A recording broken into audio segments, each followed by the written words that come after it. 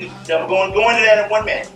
They got this knowledge. They found out around 1985 and they said, listen, we haven't been able to do anything with this stuff.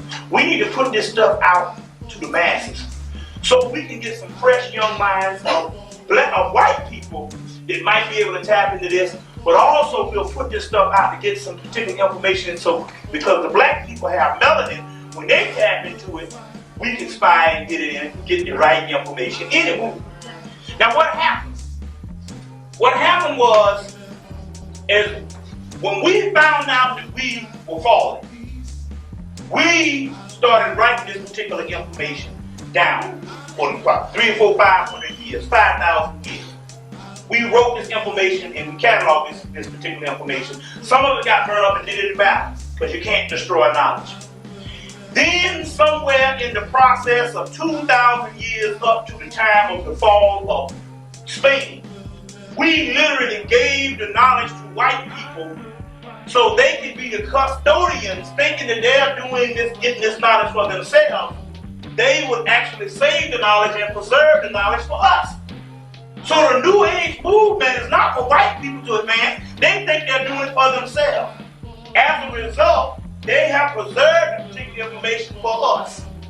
And now we are able to get it because we knew after coming out of slavery, we wasn't going to print no books. We just now start to read. You understand what I'm saying? Plus, we don't have the money. Plus, we're not just talking about the basic black experience that come with Afrocentric knowledge. We're talking about knowledge that has to come from all over the world. So the white man, being the great conqueror that he is able to steal everything from around the world and put it in one library. And as a result, you get these Llewellyn publications, Samuel Wiseman publications, and indirectly, inadvertently, they're giving the knowledge to us, thinking that it's a new age for them. So now when we started waking up, we just go to a bookstore and get it. But we don't need the masses of the people to do it. We only need who we got right now. Because the masses of the people ain't never did but one thing, what? Died.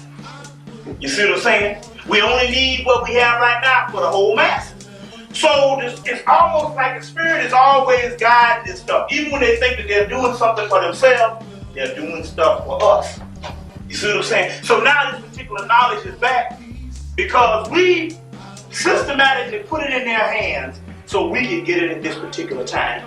And now we're at the golden age, but unlike the 60s, unlike the 30s, because you know we got the 30s that came around, you had a renaissance, then the 60s come around, you got a renaissance. You understand what I'm saying? Unlike that, or the late 1800s, you got a renaissance, you know, with your reconstruction. Unlike that, this is for keeps. You understand what I'm saying? We ain't going beyond where 20 years or 30 years down the road, we looking and saying, yeah, remember brother named Bobby Hemmitt was talking, you know, Brother Delbert Blair, or the whole Afrocentric thing that went down, Leonard Jeffries or Dr. Bean, and we'll be reminiscing on these fellas, just like we reminisced on Marcus Garvey and all the people out of the 30s, W.E.B. Du Bois. You understand? No, this ain't going down this way because this is the final stuff.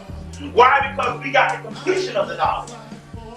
The first stage in the 30s was just basically a black identity, period. Then in the 1960s, it was just basically a black person getting themselves in a certain position. Then the first leg of the Afrocentric movement is where we actually permeated Kemet, Egypt, and went back to Africa in a certain thing that we started in the 60s. And now we're into the whole scheme of things because we done gone off the damn planet with this stuff. You see what I'm saying? UFOs, astro bodies, got the diet going on, disappearing, doing rituals, doing this type of stuff, you understand what I'm saying? And it's going, but now it's here, but right at this particular time, because it ain't going beyond the particular time that we're dealing with right now. So people say, well man, you've been saying that for the last 3, 4, 5 years. It's been over the last 3 or 4, 5 years. You gotta understand, if a house is on fire, you might not calculate the time when the actual wood might burn to the ashes, but you'll just know that the house is on fire. You understand where I'm coming from? So this is what we're dealing with at this particular time. We gotta understand why you were here, but on the other hand, we got to understand that we got to stop looking outside of ourselves.